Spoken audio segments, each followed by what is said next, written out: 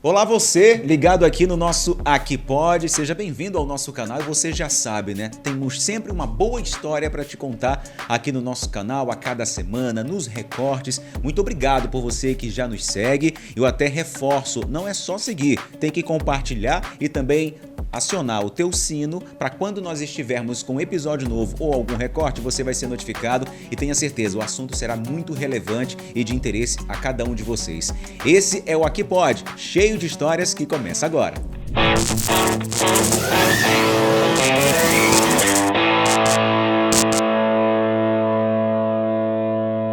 E esse episódio tem um oferecimento da Resolve Energia Solar, você sabe, a maior empresa de energia solar do norte e nordeste do Brasil, que este ano está se aproximando da sua unidade número 100. E você que também é empreendedor, está querendo investir nesta tecnologia, querendo investir em energia solar, você sabe que hoje você pode alcançar aquelas pessoas que necessitam de economia, de até 85% na conta de luz. E que tal você abrir na sua região uma unidade da Resolve Energia Solar? É sucesso, onde você tem todo um apoio que é importante para que você possa abrir o teu negócio. Tá querendo saber mais? É só você escanear esse QR Code que aparece aqui, porque a Resolve Energia Solar transforma vidas. Se você quer ser um empreendedor, você também está querendo colocar na tua casa um sistema de energia solar, aproveita a oportunidade onde você tem até 84 vezes para pagar no seu financiamento, pode começar a pagar em até 120 dias. São as oportunidades que a Resolve Energia Solar oferece para você.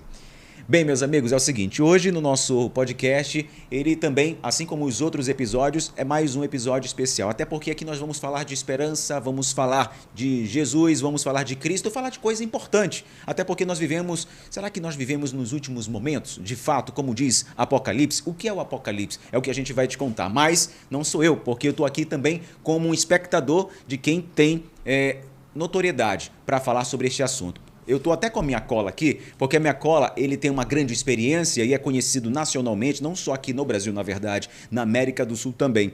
Eu estou aqui com o pastor Rafael Rossi, seja bem-vindo, pastor Rafael Rossi. Olá, Genor, tudo bem? Seja bem-vindo aqui conosco. Uma alegria estar aqui acompanhando também esse podcast de maneira muito especial. Ele que está de passagem aqui por Belém e ele que você ainda não conhece, vai conhecer a partir de agora. Ele é um dos líderes mais influentes da Igreja Adventista do Sétimo Dia, na América do Sul, com forte atuação nas áreas de comunicação, no evangelismo e mídia missionária. Só para você ter uma ideia, atualmente é diretor de comunicação da sede sul-americana da igreja, inclusive vem coordenando estratégias integradas de mídia que alcançam milhões de pessoas em 8 países da América do Sul. É apresentador do programa Arena do Futuro, transmitido pela TV Novo Tempo, um canal cristão de grande alcance na programação via 24 horas, via satélite, TV por assinatura e pela internet. O programa explora profecias bíblicas com linguagem simples e acessível, alcançando milhões de telespectadores em países de língua portuguesa. Olha só, um currículo muito extenso,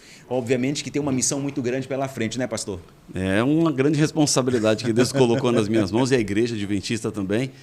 E é muito trabalho, viu? É muito trabalho, né? É uma jornada intensa, mas ao mesmo tempo muito feliz por poder ajudar as pessoas a encontrar esperança. Acho que como você tem aqui no Aqui Pode cheio de histórias para contar, o meu trabalho é também cheio de histórias para contar, porque aquilo que eu faço é ajudar as pessoas a terem uma vida melhor, encontrando na palavra de Deus um sentido e uma razão para a vida. Agora, pastor, isso até também acaba gerando uma certa polêmica, né? Nos momentos de hoje que a gente vive, né, onde o mundo está, às vezes, a gente acha, né, de ponta cabeça. E eu até comentei com o senhor que acho que a gente já viu de tudo nesse mundo e a gente ainda não viu nada, mas obviamente que se você não tem uma vida espiritual, se você não tem uma conexão, você talvez possa se achar perdido aqui nesta terra. Como é que a gente consegue alcançar pessoas que estão assim desta maneira? Bom, existem situações que são muito normais e comuns às pessoas. Por exemplo, solidão, depressão, angústia, problema financeiro. Isso eu lido todos os dias. E as pessoas que buscam o meu conteúdo, buscam a TV Novo Tempo, a maioria delas acaba chegando por situações difíceis que estão vivendo na vida. E uma das coisas interessantes também, Agenor, é a aleatoriedade que muitas pessoas acabam chegando no Novo Tempo. Não é nada planejado. Ela está mudando de canal, buscando alguma coisa e, de repente, ela cai no Novo Tempo. Ela chega lá e encontra essa mensagem que transforma vidas. E, para mim, fica cada vez mais evidente que aquilo que eu falo é algo sobrenatural, porque nenhum outro livro tem poder de transformar a vida das pessoas como a Bíblia tem. Existem grandes obras, grandes autores, grandes livros com conteúdos espetaculares, extraordinários, mas o poder de transformar vidas eu só encontro na Bíblia. Ainda é o livro mais vendido do mundo. Continua sendo, e esse livro é o livro que dá um propósito para as pessoas. O que eu mais vejo é gente que chega na Bíblia sem saber para onde ir e, de repente, a Bíblia é o estalo. É a luz que se acende e mostra o caminho, mostra a direção, dá um outro sentido, dá uma outra perspectiva.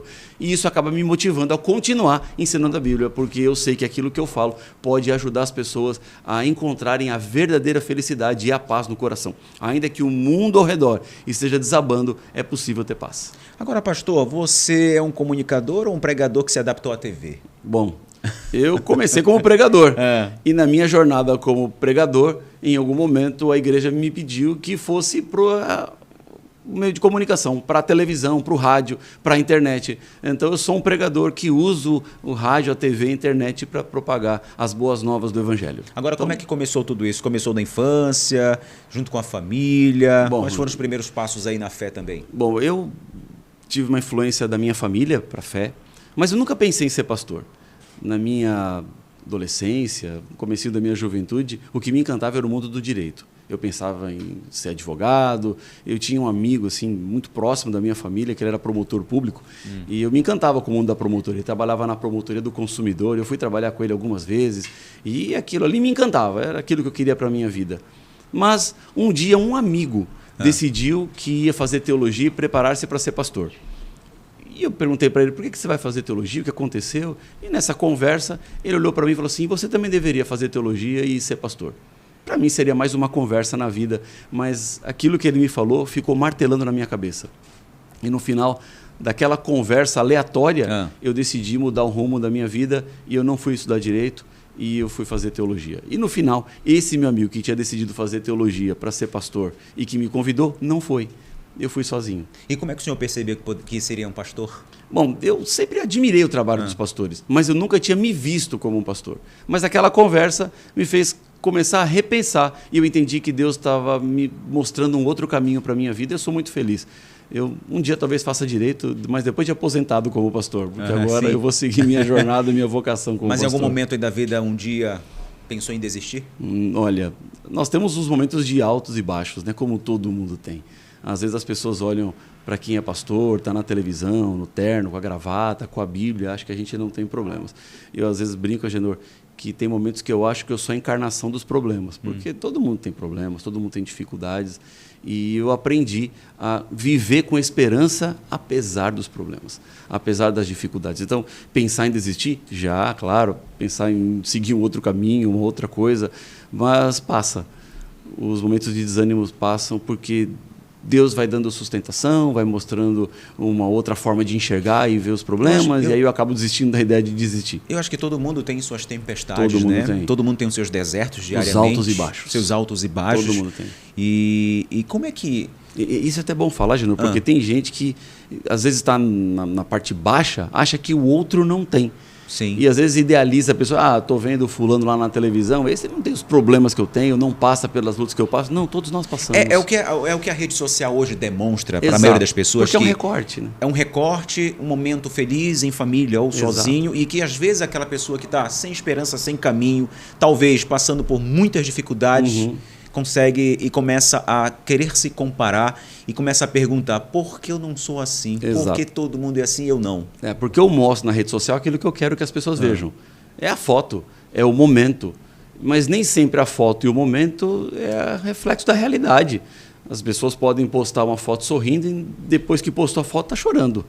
Então, esse mundo das mídias sociais nem sempre vai mostrar a realidade. Vai mostrar o momento, vai mostrar aquele clique. Mas, na realidade, todos nós temos as lutas, as dificuldades. E eu até falo isso para as pessoas que estão nos acompanhando, porque não idealize um pastor, um líder espiritual, como se ele estivesse fora desse mundo, ou se ele gravitasse nesse mundo. Não, ninguém gravita não. A gente pisa no chão igual todo mundo, passa pelas lutas, pelas lágrimas, pelos problemas, como todo mundo passa. Por exemplo, eu até gosto assim, de usar isso como exemplo, né? O meu pai morreu na pandemia depois de 6 dias entubado. E nós pedimos, oramos, um milagre de Deus, uma intervenção, mas Deus não fez o milagre. Então eu não tenho uma história de vida só de milagres e só de realizações, só de respostas a orações, exatamente como aquilo que eu pedi. Deus responde do jeito que Ele acha que tem que responder.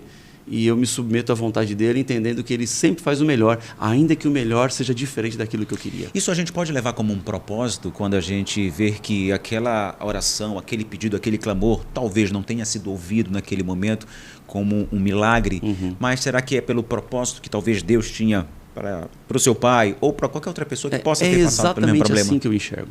Eu vejo duas coisas, Genor.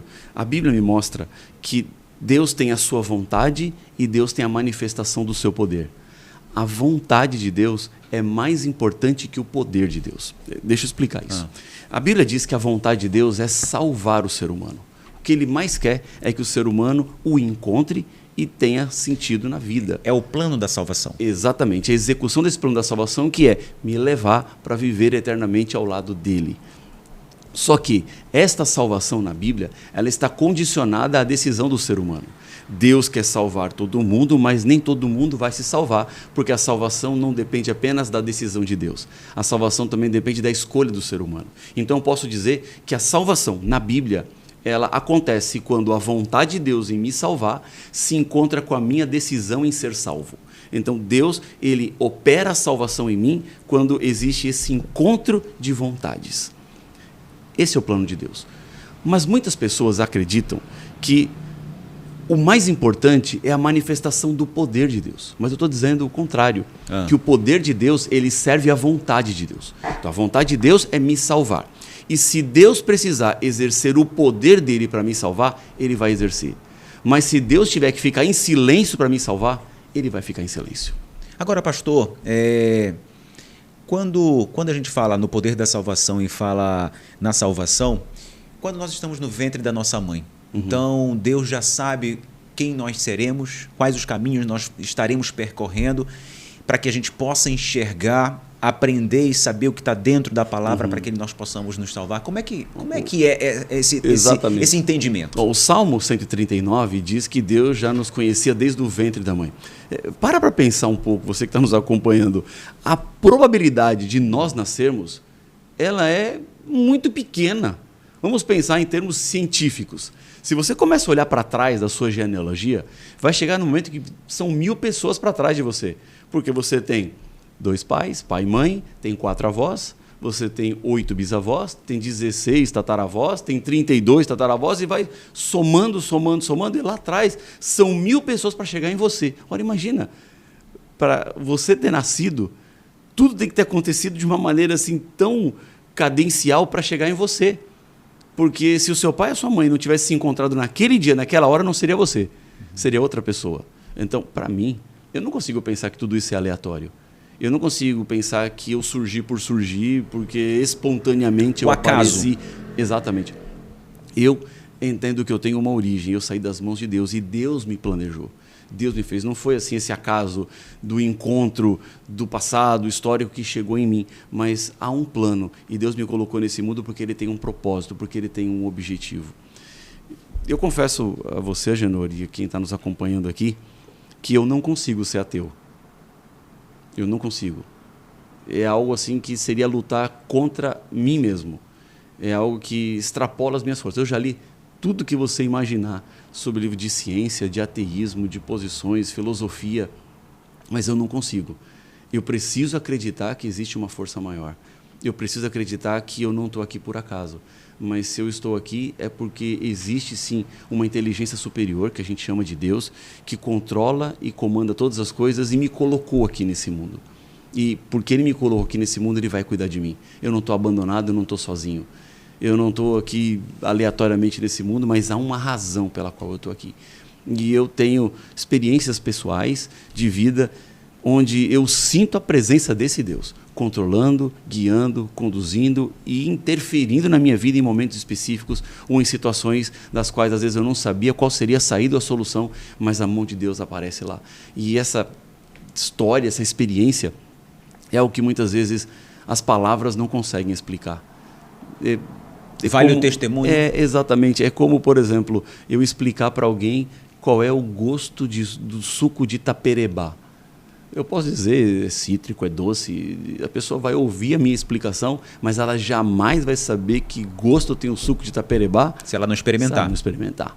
Enche o copo de suco de taperebá, coloca na boca, agora eu sei qual é o sabor. Ainda que ela ouviu a minha explicação, mas ela só vai saber quando ela provar. O mesmo se dá com Deus. Eu posso ficar aqui horas e horas conversando com uma pessoa, explicando sobre Deus, e eu digo no final, olha, você só vai saber o que é a vida com Deus quando você experimentar. Prove e você vai saber. Os argumentos podem te convencer, mas a experiência é que vai mostrar exatamente o que é essa vida ao lado de Deus. Agora, pastor, o senhor apresenta o programa Arena do Futuro, já tive a oportunidade de assistir. Acho que a minha vida também, a minha história na vida cristã começa também no Arena do Futuro, lá atrás ainda quando era o pastor Luiz Gonçalves. E a gente sabe que de lá para cá muita coisa mudou, muita coisa aconteceu e acontece. Aí eu lhe pergunto, porque a gente sabe que a Igreja Adventista do Sétimo Dia, desde o seu surgimento, ela diz, e ela prega a volta de Jesus, né? Que Jesus vai voltar assim como ele prometeu e irá voltar. Só que nós não sabemos o dia, a data e a hora, mas as profecias mostram isso. E eu lhe pergunto, se ele está voltando, esses sinais que nós vemos hoje, eles apontam de que forma e clara a volta de Jesus? Bom, há um capítulo na Bíblia muito conhecido, que está em Mateus capítulo 24, que é um capítulo onde Jesus descreve uma série de sinais, porque ele estava com os discípulos saindo do templo de Jerusalém. Esse templo passou por várias histórias, né? Ele foi construído, destruído, e hoje esse templo ele continua lá em Jerusalém. Em cima é uma mesquita muçulmana, do lado de baixo estão os judeus chorando no Muro das Lamentações porque eles perderam o templo, e eles ficam lá fazendo as suas orações, esperando de que aquele templo vai voltar a pertencer ao povo judeu. É esse mesmo templo que Jesus estava saindo nos seus dias, e ele mostra para os discípulos que aquele templo cairia e não ficaria pedra sobre pedra. Isso aconteceu no ano 70, quando o general Tito Vespasiano invade Jerusalém e destrói o templo, e até hoje esse templo não foi reconstruído desde esse momento. E os discípulos entendem que essa profecia de Jesus da queda do templo tinha a ver com o fim do mundo. Mas Jesus, ele responde à pergunta dos discípulos quando eles dizem assim, Senhor, qual o sinal da tua vinda aí do fim dos séculos? Porque se o templo vai cair, nós estamos entendendo que o mundo vai acabar. Jesus diz assim, olha, são duas coisas diferentes. O templo vai cair, mas existem sinais também do meu retorno. Aí ele descreve no capítulo 24 de Mateus, sinais no mundo político, sinais no mundo religioso e sinais na natureza. Os sinais no mundo político são as guerras, os rumores de guerras. No religioso são os falsos cristos, falsos profetas. E na natureza são terremotos, epidemias, pandemias. E quando ele vai descrevendo esses sinais, ele usa uma expressão no versículo 8 que ele diz assim, olha, porém todas essas coisas são o princípio das dores. Essa expressão princípio das dores não significa muita coisa para nós. Porque o que é princípio das dores? Não estava doendo, começou a doer. Mas no contexto bíblico, quando Jesus usa essa expressão, os discípulos entenderam exatamente o que ele queria dizer. Princípio das dores foi uma expressão que Jesus trouxe de uma mulher grávida. Princípio das dores, na época de Jesus, significava a primeira contração que a mulher sentia quando ela começava a entrar em trabalho de parto. Primeira contração é o princípio das dores. Quando Jesus usa essa aplicação, o que ele está querendo dizer é que as contrações passam por duas situações a partir da primeira. Então, quando a mulher sente a primeira contração, a segunda contração tende a ser mais forte do que a primeira. E a terceira contração será mais forte que a segunda. Ou seja, as contrações elas aumentam a intensidade à medida que a mulher se aproxima da hora do parto. E segunda coisa, o tempo entre as contrações diminui. Então, entre a primeira e a segunda contração, passa um tempo, mas entre a segunda e a terceira o tempo é menor, entre a terceira e a quarta o tempo é menor, até que no momento do parto a mulher está sentindo contrações fortes e basicamente uma atrás da outra. Então, as contrações elas ficam mais fortes e acontecem mais vezes. Quando Jesus pega os sinais e aplica ao princípio das dores, ele está dizendo, olha, tudo isso que eu estou falando para vocês significa que, na medida que o ser humano vai se aproximar do fim da história, isso vai acontecer mais vezes e cada vez com maior intensidade. Então, quando eu olho os sinais de Jesus em Mateus 24, a pergunta não é está ou não está acontecendo, mas a pergunta é quanto está acontecendo, com qual intensidade está acontecendo. Porque quanto mais forte e quanto mais vezes, significa que mais perto estamos do fim. Olha que é apenas o começo desse bate-papo, minha gente. E aí começam as perguntas na cabeça, começam o tic-tac de um lado e para o outro, as dúvidas. E é importante porque, como está registrado aqui no nosso podcast, você pode comentar, pode tirar suas dúvidas, pode marcar o pastor Rafael Rossi, que a gente vai logo também deixar o @ dele aí para que vocês possam também segui-lo. E a gente vai falar também sobre essa era digital, esse cristianismo digital também, que é importante alcançarmos mais gente. Mas eu lhe pergunto, existe então alguma contagem profética ou a marca na Bíblia que mostre a volta de Jesus, a proximidade desse evento tão esperado pelos cristãos? Exatamente. Bom, o dia e a hora, Jesus disse que ninguém sabe. Então ninguém pode dizer qual é o momento que Jesus vai voltar. Porque essa data não é uma data que está marcada pelo ser humano e nem revelada ao ser humano. Deus sabe quando ele vai terminar, quando ele vai voltar. Mas o que nós podemos saber é exatamente a proximidade que nós estamos.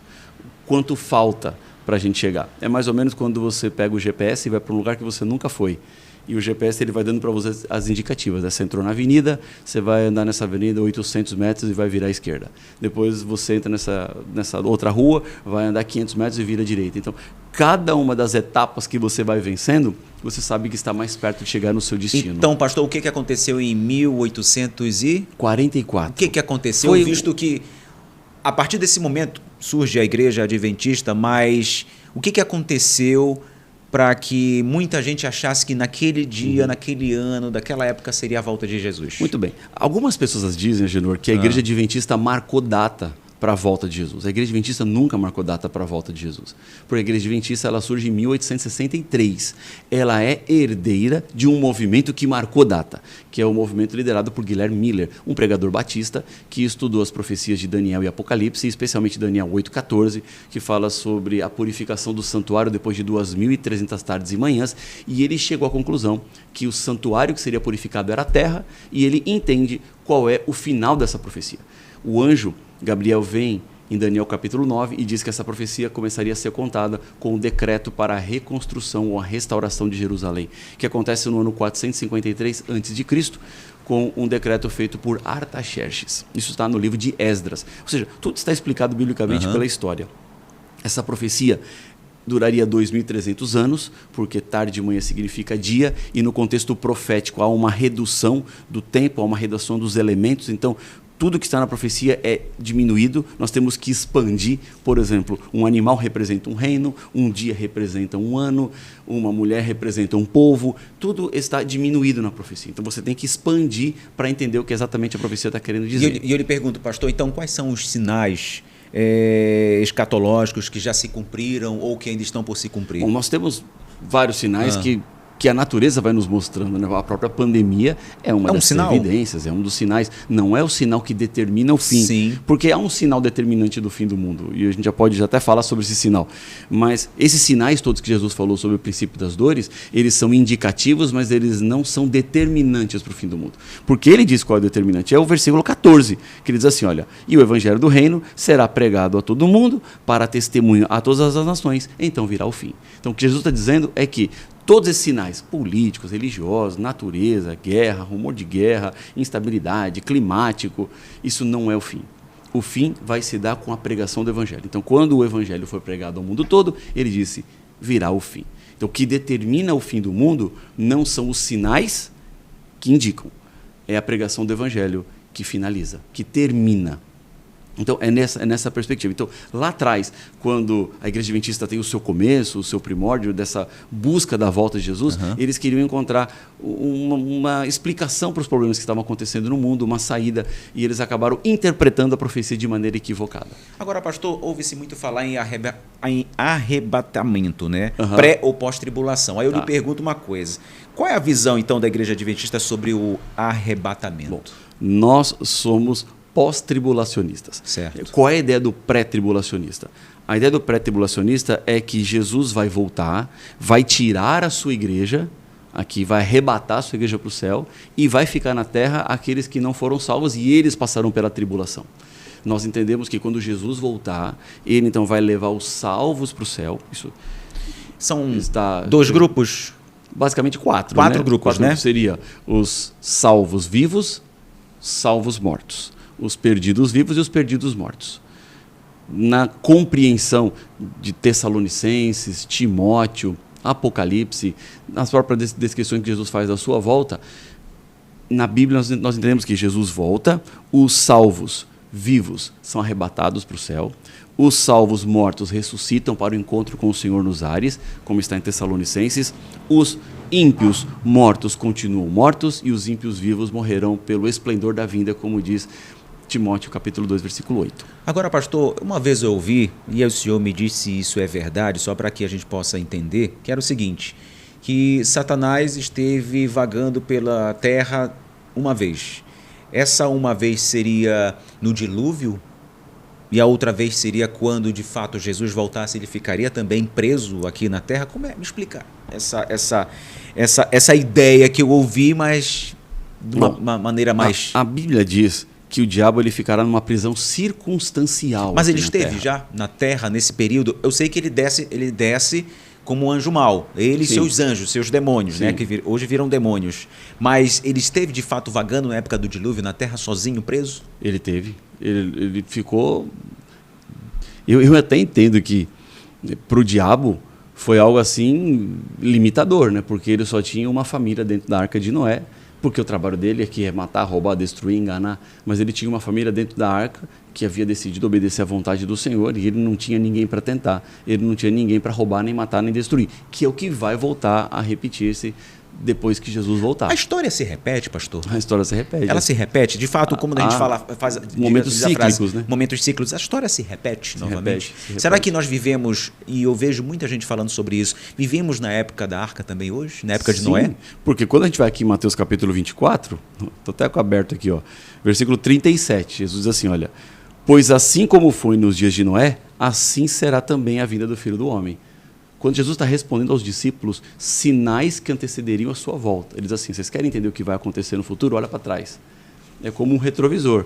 Bate o olho no retrovisor, vê o que foi nos dias de Noé e vocês vão saber exatamente o que vai acontecer nos momentos finais da história da humanidade.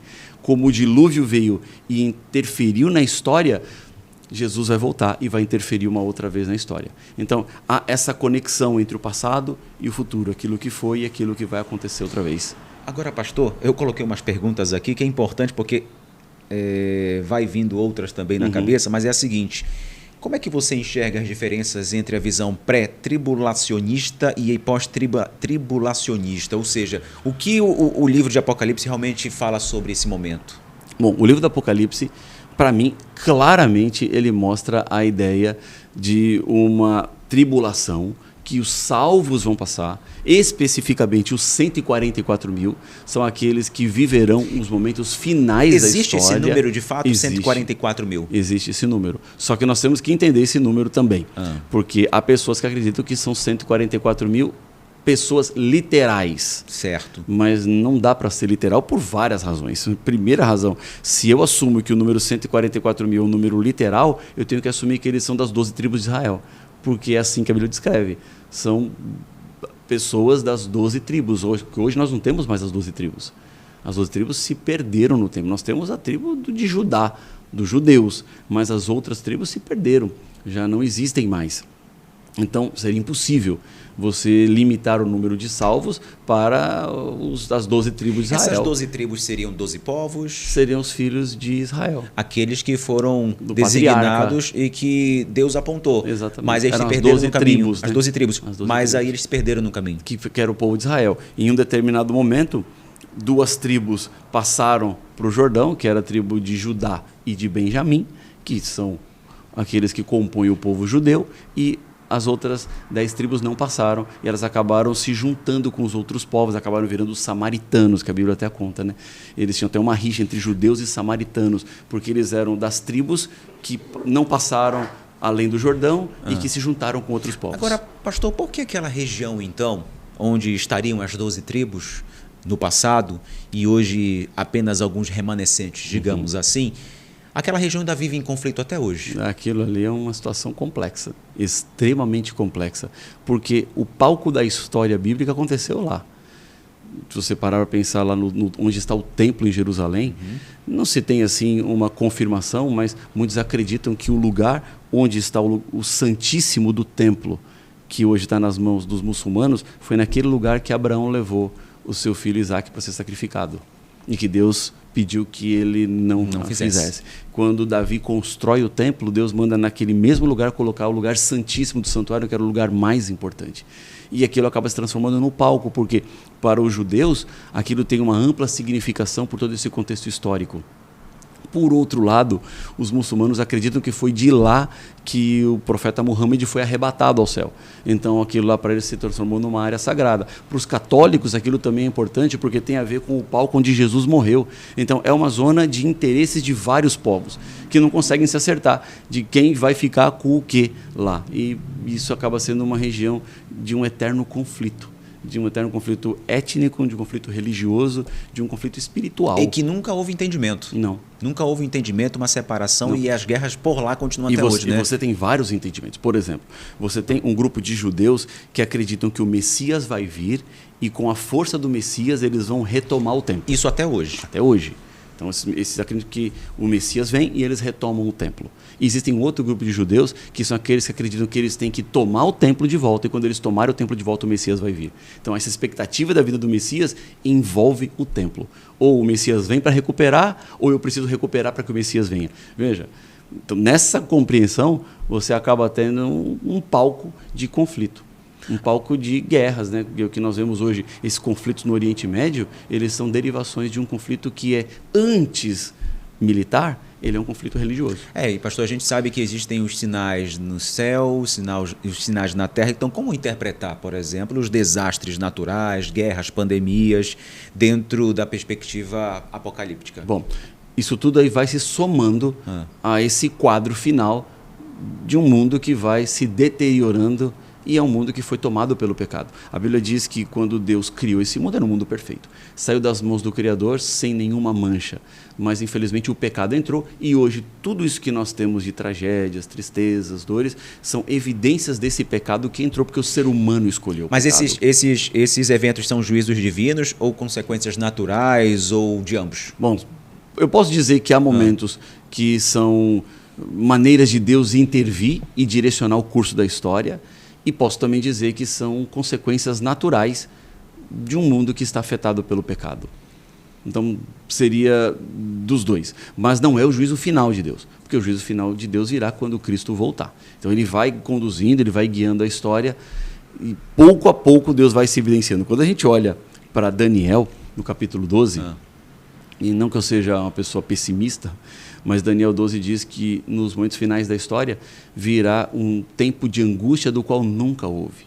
Então, a tendência bíblica é que o mundo não vai melhorar, o mundo vai piorar. Ou seja, ele continuará piorando a cada dia. Ele vai se deteriorar cada vez mais. Então, a expectativa de um mundo melhor não é a expectativa bíblica. Por mais que nós tenhamos pessoas que ainda queiram um mundo melhor. Claro. Só que essa guerra espiritual isso faz interfere. Parte, né? A gente espera que o mundo fique melhor, que se alivie o sofrimento, a dor das pessoas, que as pessoas tenham melhores condições de vida, de sobrevivência. Mas o quadro profético espiritual é de um mundo cada vez pior. É o que a gente observa hoje na televisão, nas mídias digitais, o que acontece, né? Infelizmente, até onde o ser humano pode ir, né? A destruição do ser humano, Exatamente. né? Onde ele destrói uma família, enfim.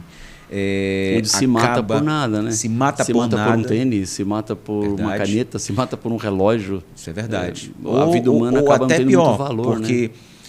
o senhor está de passagem por aqui, mas aqui às vezes acontece, por exemplo, das pessoas se desentenderem numa mesa de bar por causa de uma jogatina e um matar o outro. Jogo de dominó. Jogo de dominó, baralho. Sem sentido, né? Isso a gente diz que é algo sem sentido e principalmente muito banal. E eu lhe pergunto uma coisa, quando eu lhe pergunto sobre essas causas naturais, se é natural, se de fato é um juízo divino, mas as pessoas, elas pouco procuram compreender de verdade. Tem um detalhe, Agenor, que tem gente que acha que o fim do mundo vai se dar por uma terceira guerra mundial. Vai explodir tudo. Exatamente, porque agora, com o potencial atômico, por exemplo, da Rússia, dos Estados Unidos, uma guerra nuclear seria, então, o fim da raça humana. Os seres humanos vão se autodestruir, porque essas duas nações que eu citei aqui, Estados Unidos e Rússia, eles têm potencial atômico para acabar com a vida no planeta, literalmente. O que eles têm de força atômica, eles destruiriam e exterminariam o ser humano. Mas a Bíblia diz que não vai ser assim que o mundo vai terminar.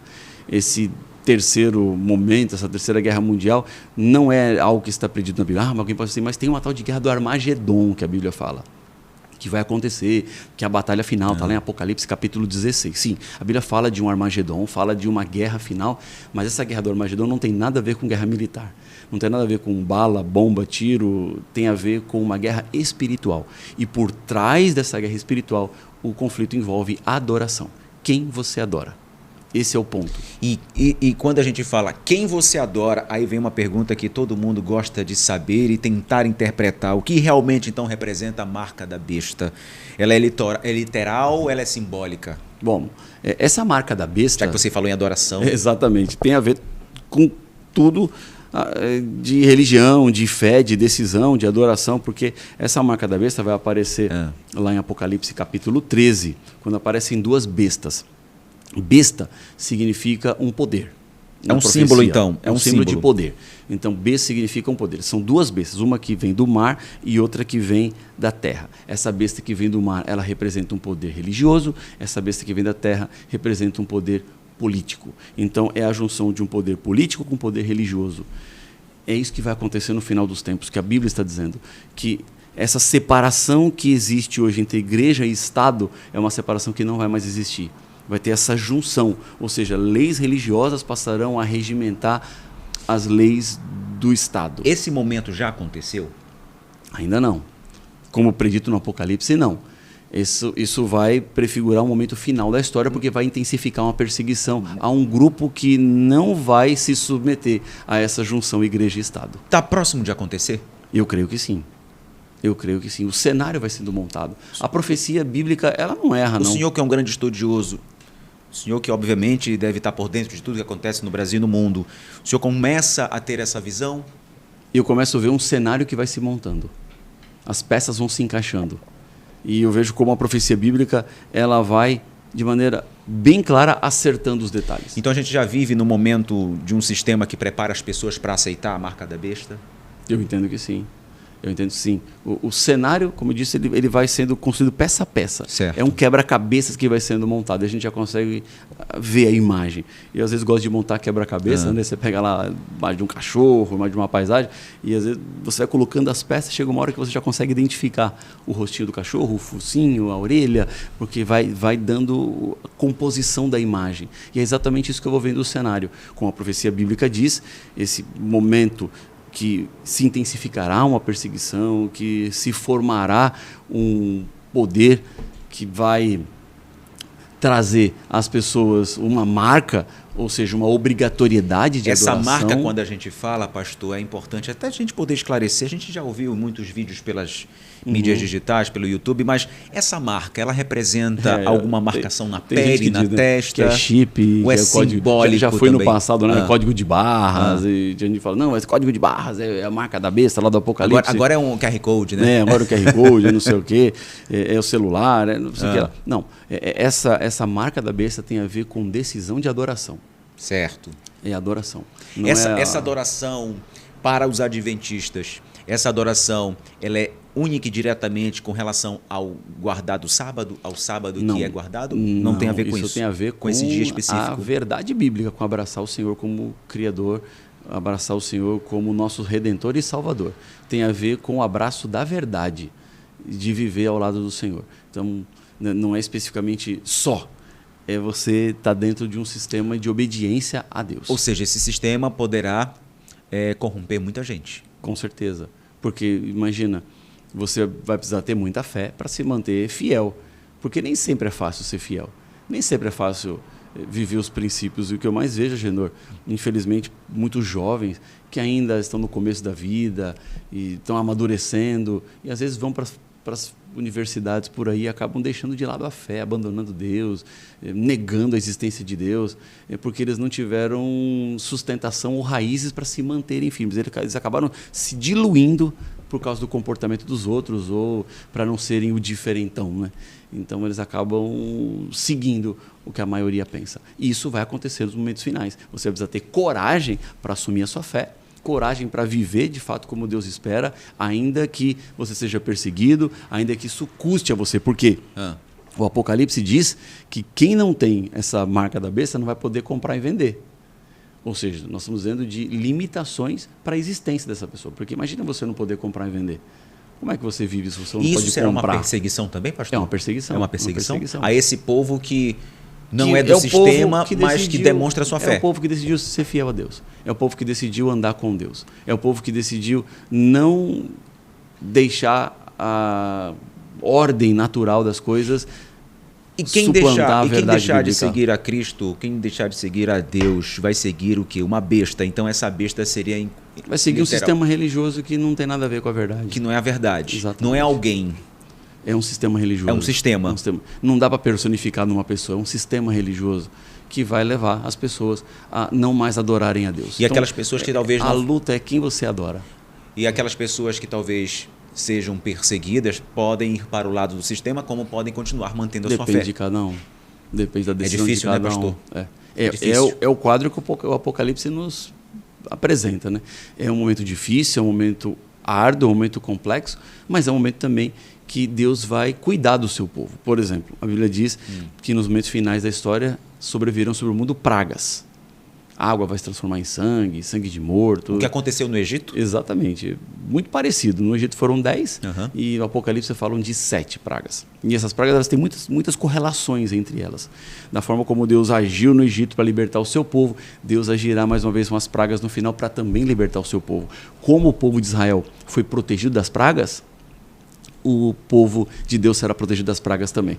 Porque quando o anjo passa, por exemplo, na 10ª praga, o anjo da morte, que é o Pessá, é a passagem que dá ideia e dá início à festa da Páscoa, quando o judeu comemora a passagem do anjo, diz que nas casas que não tinham sangue no umbral das portas, os primogênitos morreram. Naquelas que tinham o sangue do cordeiro, como Deus havia pedido, os primogênitos foram mantidos. Ou seja, a praga atingiu apenas aquele que não estava obedecendo a Deus. Isso naquela época, exatamente. Ou seja, e vai se repetir de uma outra maneira. O que o Apocalipse diz exatamente isso, que os obedientes não sobreviverão ou não terão que enfrentar as consequências das pragas. Eles vão passar ilesos. Agora, pastor, uma pergunta que é importante eu até encaixar naquele momento que eu lhe perguntei com relação àquela região do Oriente Médio, que desde quando o mundo é mundo, infelizmente vive num conflito armado, religioso até hoje. E eu lhe pergunto, devemos olhar então para o Oriente Médio como um relógio profético? Não. O Oriente Médio não é um relógio profético. Não é o Oriente Médio que dita o andamento das profecias. Então, essa ideia da vinda de um Messias ou de que do Israel literal, a salvação dos 144 mil, não é bíblico. Não é o que está na profecia. Então, Israel é uma terra importantíssima, é uma terra onde foi o palco das histórias bíblicas, mas não é o que acontece no Israel que determina o relógio profético. Essa é a grande questão. O relógio da profecia é determinado pela profecia como um todo no mundo, não o que acontece exatamente em Israel. Então, dizer que algo acontece em Israel é o que vai determinar o fim do mundo, não é o que a profecia nos apresenta. Então, qual é a importância de Israel nas profecias finais? Bom, Israel ele foi o palco das profecias, foi o palco bíblico, é onde estão as histórias bíblicas, mas não há uma convergência das profecias para se cumprir em Israel e então acontecer os sinais finais. Na verdade, esse palco ele foi descentralizado, já não está mais em Israel. Hoje esse poder político e religioso não habita em Israel. O poder político e religioso são os movimentos predominantes. Se você pensa assim, quem é o poder político do mundo hoje? Sem dúvida nenhuma, os Estados Unidos. Isso não tem nem o que discutir. Todo mundo sabe que a grande potência mundial são os Estados Unidos. Eles lideram o mundo.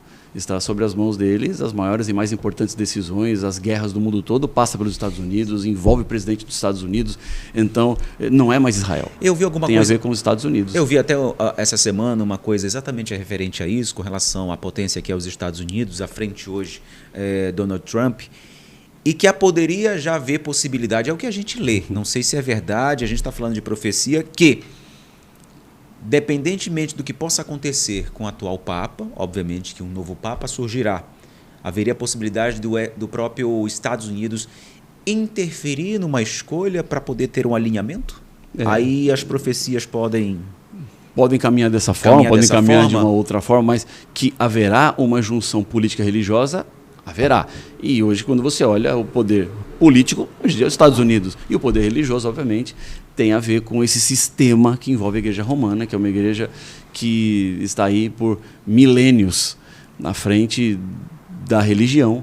E então nós temos um cenário que vai se montando nessa direção. É só observar. Veja, eu não estou falando sobre pessoas. Sim. Eu estou falando sobre um sistema que vai levar as pessoas a não mais viverem de acordo com a verdade, com a palavra de Deus, que vai abandonar a verdade. Que profeticamente vai se construindo. Exatamente. E lá em Apocalipse 18, Deus diz assim, sai dela, povo meu. Ou seja, o convite é, olha, vai vir um sistema religioso falso e o meu convite para o meu povo é, não entrem, não fiquem, não permaneçam, saiam. Agora, pastor, qual é a interpretação correta do milênio citado em Apocalipse 20? Bom, esse milênio que aparece aqui em Apocalipse 20 é um período de desolação. Esse milênio, pela visão, como eu disse a vocês, que é pós-tribulacionista, ou seja, vem a tribulação, a igreja então vai para o céu depois desse período de tribulação e vem o milênio, quando a terra estará completamente vazia e desolada. Por quê? Os salvos estão com Cristo no céu e os ímpios estão mortos. Satanás estará aqui circunstancialmente preso, porque ele não tem ninguém para tentar. Não é uma prisão literal, porque fala de cadeias, que ele estará amarrado. Não é literalmente, porque Satanás é um espírito e não é uma cadeia que vai prendê-lo. Mas ele estará nesse mundo sem ter o que fazer. Dizem que ele age mais rápido hoje, pela proximidade da volta de Cristo. Claro, a partir do momento que ele vai percebendo que o tempo vai terminando, ele vai intensificando os seus ataques. Agora, pastor, é importante a gente abordar esse assunto também, porque quando o senhor fala profeticamente que falsos profetas surgirão nesse período, eu lhe pergunto, estamos vendo então o surgimento também de uma falsa religião mundial, algo parecido? O falso profeta é aquele que deveria ensinar a verdade e não ensina. As pessoas acham que profeta é só aquele que faz profecias. Certo. Mas na Bíblia o profeta é aquele que fala em nome do Senhor. Aquele que pega a Bíblia e fala aquilo que a Bíblia está dizendo, ele age como um profeta. Ele está dizendo aquilo que Deus revelou, porque o profeta ele comunica a revelação. A Bíblia é a revelação. Então quem comunica a revelação ocupa a função de profeta. O profeta falso é aquele que sabe o que deveria falar, sabe o que deveria ensinar, mas esconde a verdade. E não fala a verdade, não ensina a verdade. Talvez por uma má interpretação, ou talvez até mesmo por conveniências. Há muitas conveniências por aí, de gente que encontrou uma forma teológica de pregar, de viver e de existir que não tem respaldo na Bíblia. Agora, pastor Rafael, o que a Bíblia fala sobre o ecumenismo e a união de religiões no fim? Bom, exatamente. Nesse processo dessa luta pela adoração, quem você adora, haverá então um movimento religioso que vai se unir e vai se impor, que é o que diz Apocalipse capítulo 13. Então, esse movimento ecumênico é a ideia de criar um só movimento religioso debaixo de um mesmo guarda-chuva, onde todo mundo tem que pensar uniformemente da mesma forma, mas sem um compromisso com a verdade. É uma adaptação de sistemas religiosos debaixo de uma mesma régua. Mas essa adaptação não significa exatamente fidelidade à Bíblia. Significa, então, uma acomodação para que todo mundo se sinta contemplado, mas isso não representa a totalidade da vontade de Deus. Por isso que os adventistas dizem que tudo é baseado na Bíblia, né? As tem pregações que ser. Que até os pastores da igreja adventistas dizem aos seus fiéis da igreja que são e acreditam na verdade, para buscar a verdade em cada versículo, em cada livro. Esse é o grande ponto, Júnior. Sabe que eu, como pastor adventista, eu sou o tempo inteiro inquirido, né? Você é pastor de uma seita, porque adventismo é seita, e vocês têm doutrinas que não têm nada a ver na Bíblia, e etc, etc, etc. Bom, o que eu digo às pessoas é: estudem a Bíblia. Eu sou adventista porque eu me aprofundei na palavra de Deus e entendi que a igreja adventista é uma igreja que está fundamentada na palavra de Deus. Aquilo que a igreja ensina, aquilo que a igreja prega, está baseado na Bíblia. Não são pensamentos, teorias que são estranhas à Bíblia, mas tudo está fundamentado na palavra de Deus. E por isso que eu pertenço à igreja adventista do sétimo dia, porque para mim seria muito fácil. Se eu entender que não é, eu vou para outra igreja, eu vou para aquilo que fizer sentido para mim. Então, essa ideia de que às vezes diz que a igreja adventista é uma seita, vinda de pessoas que não estudaram ainda o que é a Igreja Adventista de verdade, não se aprofundaram na compreensão da Igreja Adventista, e elas vão entender que a Igreja Adventista é uma igreja cristã, é uma igreja bíblica, uma igreja da palavra, é uma igreja que se fundamenta no assim diz o Senhor, e uma igreja que recomenda às pessoas que leiam a palavra, que estudem a palavra. Nós não temos nada escondido. Aquilo que eu apresento no Novo Tempo é exatamente o que nós cremos, é exatamente o que nós pregamos nos nossos templos, nos nossos cultos. Não tem nada escondido, não. É uma sociedade secreta, porque tem coisas que eles não falam, e porque tem uma profetisa que eles falam que está no lugar da Bíblia. Não, não tem. A base da Igreja Adventista é a Bíblia, é a palavra do Senhor. São 66 livros que estão aqui nesse livro, como os movimentos religiosos cristãos também usam. Então, nossa base é a palavra de Deus. Nossa base é a revelação do Senhor. Totalmente. Agora, pastor, obviamente que existe a polêmica, né, do sétimo dia, que para muitos é o domingo, mas para os adventistas é o sábado, de acordo com a Bíblia. Como é que ainda muita gente não enxerga o sábado dessa maneira? Bom, tem gente que acredita que o sábado é algo que ficou restrito para o povo de Israel no Antigo Testamento, e que Jesus, quando ele morreu na cruz, ele então tirou a obrigatoriedade de guardar a lei para se salvar. Bom, deixa eu explicar algumas coisas. Primeiro, a lei nunca salvou. Nunca salvou. Nem no Antigo Testamento, nem no Novo Testamento. Se em algum momento da história a lei salvasse, Jesus não precisaria ter morrido na cruz. Porque pela obediência eu poderia me salvar. Então a lei nunca salvou. Então quem diz que no Antigo Testamento a lei salvava, está fazendo uma leitura superficial da palavra, porque a lei nunca salvou ninguém. É impossível a lei salvar, porque o salário do pecado é a morte, ou seja, a consequência de quem peca é a morte. Como que eu, pecador, que mereço a morte, posso pagar o preço da minha morte obedecendo? Não tem jeito, eu já sou um criminoso, eu já sou um pecador. Eu tenho que morrer. Nenhuma obediência minha vai tirar das minhas costas a responsabilidade do crime que eu fiz. Então é a mesma coisa que uma pessoa que mata um indivíduo. Ele fala, não, eu matei, mas a partir de agora eu vou obedecer e não vou mais matar ninguém. Mas ele não vai tirar a consequência da morte. Mas ele vai passar pelo juízo. Exatamente. O crime está feito. O crime está feito. Foi feito esse crime. Está anotado. Está anotado. Então, por mais que ele passe a obedecer, o crime ficou lá atrás. Esse crime tem que ser pago. Ele tem uma responsabilidade com esse crime. Ele tem uma dívida com a sociedade. De acordo com as leis do país, ele vai ter que ser preso, ele vai ter que pagar aquilo que ele cometeu. É o que a gente fala, equivocada. A lei dos homens e a lei divina. Exatamente. Então, eu não tenho como obedecer e pagar o meu crime. O meu crime foi cometido e o meu crime é um crime que leva à morte, que é o salário do pecado, é a consequência do pecado. Então, não dá para se salvar obedecendo a lei. A lei não salva ninguém. E nós, adventistas do sétimo dia, não ensinamos salvação pela lei. A nossa salvação é totalmente pela graça. É a graça que nos salva, a graça de Cristo que nos salva, que é um favor que Ele nos faz. E graça, a melhor definição para graça é favor imerecido. Eu não merecia, mas Deus fez um favor para mim. Então Ele me salva porque Ele assumiu, porque Ele se entregou, porque Ele decidiu me salvar. Agora, onde é que aparece essa questão dos mandamentos? Guardar os mandamentos de Deus é a minha resposta à salvação que Deus me deu. Quando eu entendo o que Ele fez na cruz por mim, eu passo a viver de acordo com a vontade dEle. E os 10 mandamentos, que para mim são 10 mandamentos morais, eles continuam em vigor. O grande problema daqueles que acreditam que os mandamentos foram abolidos ou que Jesus nos desobrigou a obedecer na cruz, é só o 4º mandamento que fala sobre o sábado. Porque ninguém questiona que um cristão não deve matar. É inquestionável que o cristão tem que ser fiel à sua esposa ou seu esposo e não adulterar. Que o cristão tem que ser verdadeiro e não pode mentir. Que o cristão tem que honrar o pai e a mãe. Que o cristão não pode enganar. Ninguém tem dúvida disso. Mas quando o assunto chega no 4º mandamento, não, peraí, o 4º mandamento, aí sim... Não, o 4º mandamento é um dos 10. Então, como eu não roubo, como eu não mato, como eu não adultero, como eu não trapaceio, como eu só tenho um único Deus, como eu não coloco o nome dele em vão, eu também obedeço o 4º mandamento, que é o sábado. Alguns podem achar assim, não, o sábado você não está obrigado a guardar, mas você não pode dizer que é errado guardar o sábado. Isso não tem como dizer, não é errado guardar o sábado. Errado por quê? Não tem nenhum erro em guardar o sábado. Alguns podem achar que não precisam guardar o sábado, pelo entendimento e a compreensão teológica. Agora, dizer que quem guarda o sábado está errado, não dá para dizer, porque eu decidi obedecer o 4º mandamento da lei de Deus. Eu entendo que os 10 mandamentos de Êxodo 20 são os mandamentos que continuam em vigor hoje, nos nossos dias. E vou lhe dizer uma coisa, na minha experiência, eu amo o sábado. Eu gosto demais do sábado. porque é um dia que eu me conecto mais profundamente com o meu Deus, com a minha família e comigo mesmo. E eu entendo que Deus, na sua sabedoria, Ele deu um tempo para a gente parar. O ser humano precisa descansar.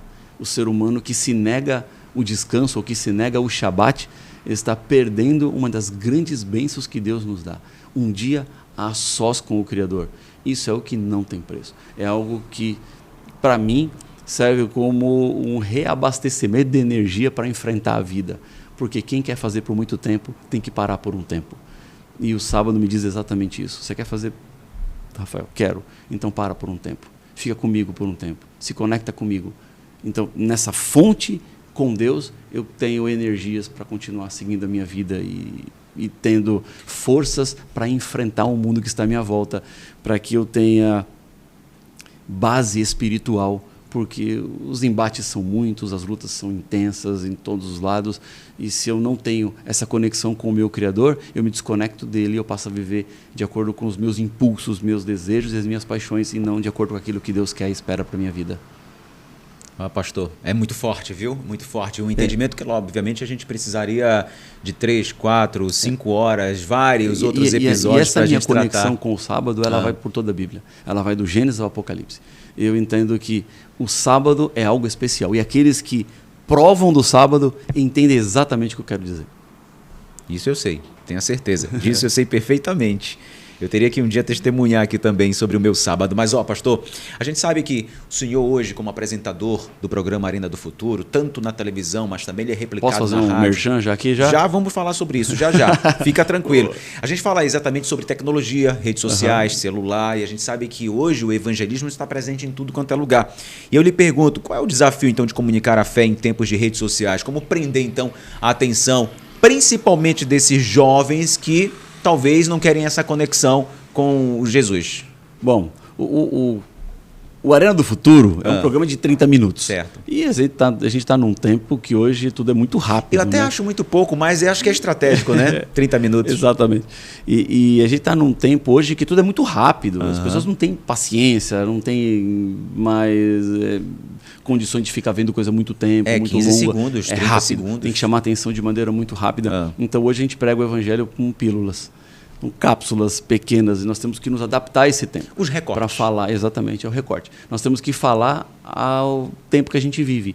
Nós temos que ser a resposta àquilo que a sociedade hoje nos coloca. Então, se são os recortes que vão ter forças, a gente vai trabalhar com recortes. Então, é 30 segundos, 40 segundos, e você sabe que tem poucos segundos para prender a atenção para as pessoas ficarem. Então, cada vez mais nós temos que reduzir o tempo para a pregação do evangelho para poder se conectar com as pessoas que já não têm mais paciência de ficar esperando. É verdade. E hoje o senhor, além do Arena do Futuro Brasil, o senhor fala por Arena do Futuro também na América do Sul. É um programa chamado Decifrando el Futuro, em espanhol, que é o irmão gêmeo do programa Arena do Futuro. É a versão em espanhol do programa Arena do Futuro. É o mesmo programa, é o mesmo tema, a mesma sequência, só que em espanhol.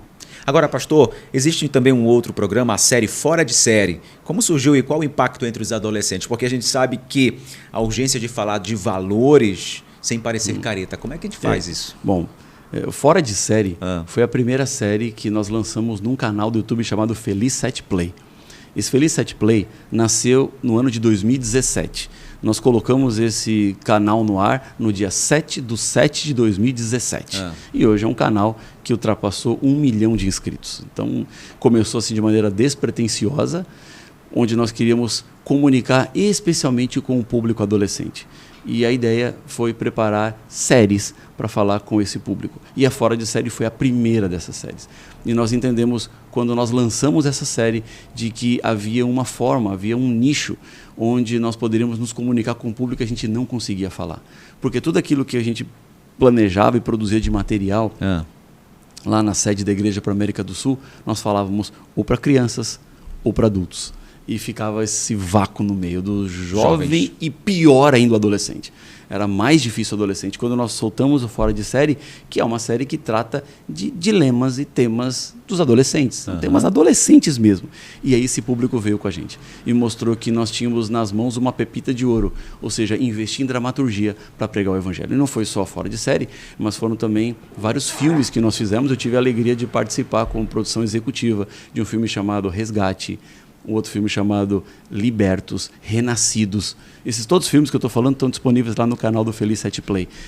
E aí nós entendemos que filmes e séries são formas de pregar o evangelho, de preparar as pessoas para entenderem mais o amor de Cristo. E tem que saber, né, pastor, porque como você se comunica, hoje todo mundo tem voz, mas nem toda voz tem propósito. Como encontrar propósito, então, nessa comunicação? Esse é o grande sentido, né?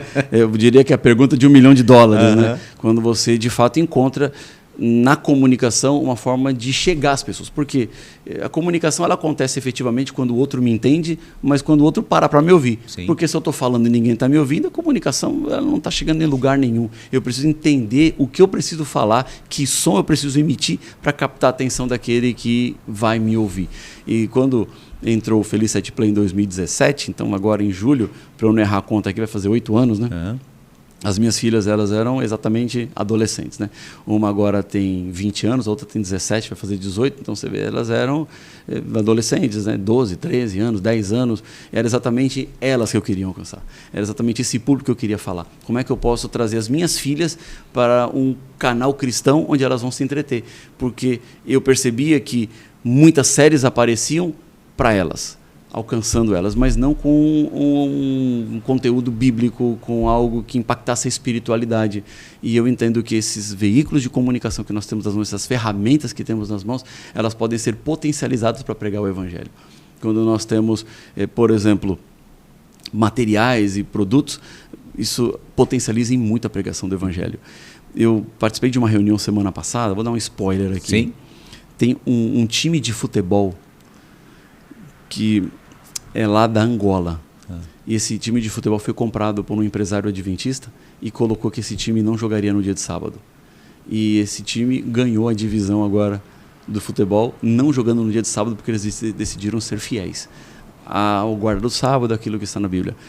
E tem um produtor adventista de cinema, ele foi o produtor do filme Até o Último Homem, que conta a história de Desmond Doss. Ele agora é que está por trás. Amazulu é o nome desse time, e ele está agora querendo produzir esse filme para contar a história do Amazulu. Ou seja, nós vamos trazer um outro testemunho, porque Desmond Doss foi um adventista que foi para a guerra e decidiu que não pegaria em armas. E a história dele é uma história hoje premiada. Desmond Doss, ele foi reconhecido por vários governos, entidades, por aquilo que ele fez na guerra, porque ele tinha princípios religiosos sólidos. Então, quando nós temos esses princípios sólidos, eles são reconhecidos pelos homens, mas, acima de tudo, também são testemunhos de pregação do Evangelho, onde nós podemos potencializar ainda mais daquilo que queremos, daquilo que pensamos, daquilo que vivemos. Agora, pastor, o que significa fé prática no mundo real? Porque a fé ainda faz sentido mesmo em um mundo cada vez mais caótico. Bom, a fé prática é quando ela se materializa. Porque se a fé fica só na teoria, ela não tem fundamento, né? A fé é aquilo que não se vê, aquilo que se espera, mas se a fé não se transforma na minha vida prática, as pessoas não vão conseguir entender o que eu estou querendo dizer como fé. A minha vida é a materialização da fé. Eu gosto de pensar que, às vezes, eu sou o sermão que as pessoas vão ouvir. Não aquilo que eu falo, mas aquilo que eu vivo, da forma como eu estou levando adiante a minha história. Eu estou também testemunhando e pregando o Deus que eu sirvo, do Deus que eu creio. Eu acho que o testemunho hoje ele é muito mais relevante, né? Para as gerações atuais, então mais ainda. Essas novas gerações, eles cobram muito coerência. Os adolescentes jovens cobram muito coerência. Então, se você não é coerente entre aquilo que você fala e faz, você não será escutado, nem ouvido. Então, as novas gerações trouxeram isso de maneira muito forte. Eles cobram demais que exista essa relação entre aquilo que você é e aquilo que você está falando. Pastor, nosso tempo está caminhando. Eu tô vendo. Está caminhando, mas fique tranquilo. Esse relógio ele é mais rápido ou ele é normal? É um relógio é um relógio grande, né? É um relógio grande. O tempo dele está passando rápido. O tempo dele está passando rápido. Ou a conversa que está boa aí. Não, a conversa está muito boa. Queria, obviamente, passar horas aqui, porque uma conversa como essa é quase uma Bíblia, né? Você vai descrevendo, vai falando por capítulos e livros, né? É muita coisa. Por isso que é importante você que nos acompanha procurar o canal Arena do Futuro. Está querendo aprender mais? Procura o canal Arena do Futuro no YouTube e também acompanhe o pastor Rafael Rossi. Agora um bate-papo final, um versículo que define o Senhor. Entrega teu caminho ao Senhor, confia nele e o mais ele fará. Um livro que todo mundo devia ler. A Bíblia. Um erro que te ensinou demais. Falar por impulso. Às vezes eu falo por impulso. Fala ainda? Eu procuro não falar, eu procuro pensar um pouquinho antes de emitir algumas opiniões e falas. E um sonho que o senhor queria realizar? Ver Jesus voltar nos meus dias. Um conselho para quem está perdido e agora precisa dessa mensagem. Existe esperança, saiba disso. Não há nada que esteja perdido, ninguém foi tão longe que Deus não possa alcançar. Então existe esperança. Todos nós temos um medo. Infelizmente o medo anda do lado e faz com que a gente não progrida, ande mais, avance mais. Um medo que você venceu? O medo que eu venci? Falar em público. Eu era tímido. Talvez se você me encontrasse há uns 25 anos atrás e imaginar que eu teria um programa na televisão, eu falasse assim, não, esse é um menino muito tímido, mas eu consegui vencer. Eu ainda sou tímido, viu, Janor? Falar em público para mim ainda é algo que eu luto contra mim mesmo, porque não é normal. Então eu creio que é o poder de Deus, é a atuação divina. Não são técnicas de oratória. Não. Então, se você me encontra por aí, geralmente eu fico mais quieto no meu canto. Eu não sou expansivo e chega no lugar e chama a atenção de todo mundo. Não, eu fico mais quietinho, eu sento nas mesas mais de longe. Então, eu espero me convidarem para sentar mais perto. Aí, pastor, se o senhor tivesse 16 anos hoje, o que mais te deixaria perdido e o que te daria esperança? O que me deixaria perdido hoje? Com 16 anos? Uma boa pergunta. Eu acho que talvez... O que me deixaria assim mais perdido com 16 anos é o encantamento com aquilo que o mundo pode oferecer. Às vezes a gente se ilude, né, achando que existe algo muito bom naquilo que essa vida pode oferecer e no final acaba sendo uma grande ilusão. O que o senhor diria para o Rafael de 20 anos atrás? Persevere, continua, vai dar certo. Agora, para que a gente possa encerrar esse momento, esse bate-papo, agradeço imensamente, eu queria que o senhor dissesse para nós o seguinte, uma palavra de esperança para aqueles que estão nos ouvindo, porque a gente sabe que um podcast vai estar disponível a vida inteira. Quando o YouTube permitir, estaremos lá. Qual palavra de esperança que o senhor poderia deixar para quem está nos acompanhando e que talvez, através dessa palavra, alcance esse coração e que possa ter um propósito através do senhor? Bom, eu quero deixar, Genor, para você que está nos acompanhando, as últimas palavras da Bíblia. Literalmente as últimas palavras. Apocalipse 22, versículo 20. Diz assim, aquele que dá testemunho destas coisas diz. Esse que dá testemunho de todas as coisas é João, o autor do Apocalipse. Certamente venho sem demora. Amém. Vem, Senhor Jesus. Em outras palavras, o livro do Apocalipse termina dizendo de que o mundo tem saída, o mundo tem esperança. E isso vai acontecer com a volta de Jesus. Hoje nós podemos chorar, mas o choro, como diz o Salmo 30, dura uma noite, mas a alegria vem pela manhã. Tudo aquilo que sofremos e passamos nesta vida vai ter o seu fim quando Jesus voltar. Então o testemunho de João é, Jesus vai voltar. Ele vem e vem sem demora. Ora vem, Senhor Jesus. Que maravilha, pastor. Amém. Amém. Amém. É o que nós desejamos. Eu acredito que também os meus colegas aqui nos estúdios, também você que está nos acompanhando em qualquer lugar também acredita. Eu quero que o senhor faça um convite aí para que as pessoas possam lhe seguir nas redes sociais, possam acompanhar o senhor nos seus conteúdos, tanto nas redes quanto no YouTube, e também um convite para assistir o Arena do Futuro na TV Novo Tempo. Nas redes sociais, Genor, é Rafael Rossi e o número 7. Rafael Rossi, 7. Então, você me encontra em qualquer rede social com esse @ aí, tanto no Facebook, quanto no X, quanto no Instagram. Instagram é a rede que eu acabo mais usando. E o senhor é bem conectado, né? Eu tenho procurado me manter bem ativo exatamente para comunicar com os públicos que estão lá nas redes sociais. E também tem o canal no YouTube do Arena do Futuro ou na TV Novo Tempo, toda sexta-feira, às 20h30 da noite, o programa inédito. Sempre com um tema relevante. Sempre um tema relevante, baseado nas profecias. Nas profecias bíblicas através de Daniel, Apocalipse. Apocalipse, Jeremias, Mateus, Lucas. Então, o foco são temas baseados nas profecias bíblicas. E profecia bíblica não é, mais uma vez, antecipação do futuro, não é um programa de adivinhação do futuro. É um programa onde nós estudamos as profecias da palavra de Deus para entender onde a gente está e para onde a gente vai. Para que as pessoas possam entender mais ainda, é só estudar a Bíblia, né? Exatamente, é o meu convite. O senhor tem classes bíblicas?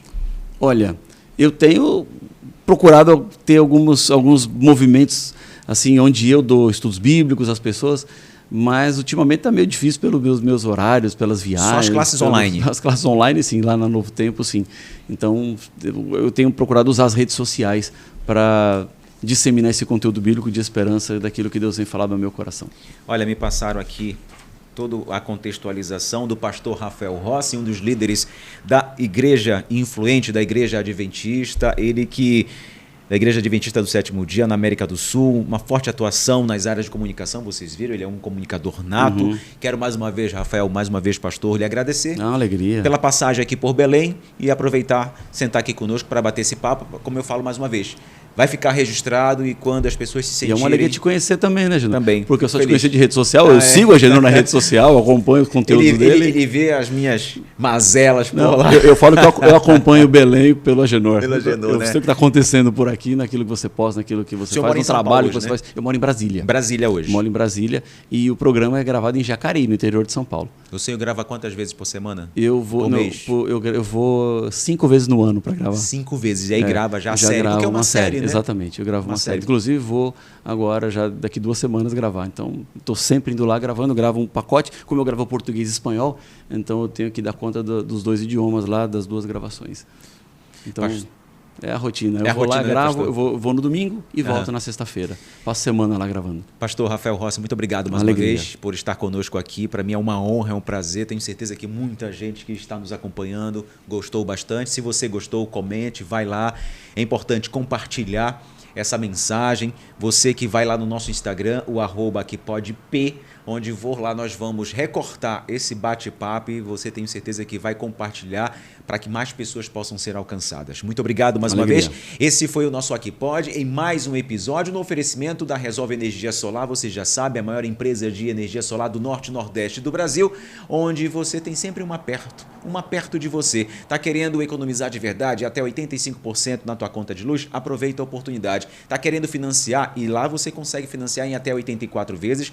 Pode também parcelar no teu cartão de crédito e detalhe, você só começa a pagar com 120 dias. Só Resolve para fazer isso por você. Então você está querendo economizar, fala com um especialista nesse QR Code aqui abaixo. Se você também querendo empreender em qualquer região do Norte e Nordeste do Brasil, você pode também ser um empreendedor abrindo a sua franquia da Resolve Energia Solar. Tenha certeza, um bom negócio para você, porque a Resolve Energia Solar transforma vidas. Muito obrigado. Não esqueça, compartilhe, curta e não esqueça de avisar os amigos, não esqueça de ativar o sininho para que você possa ser notificado para o nosso próximo bate-papo. Até a próxima. Valeu!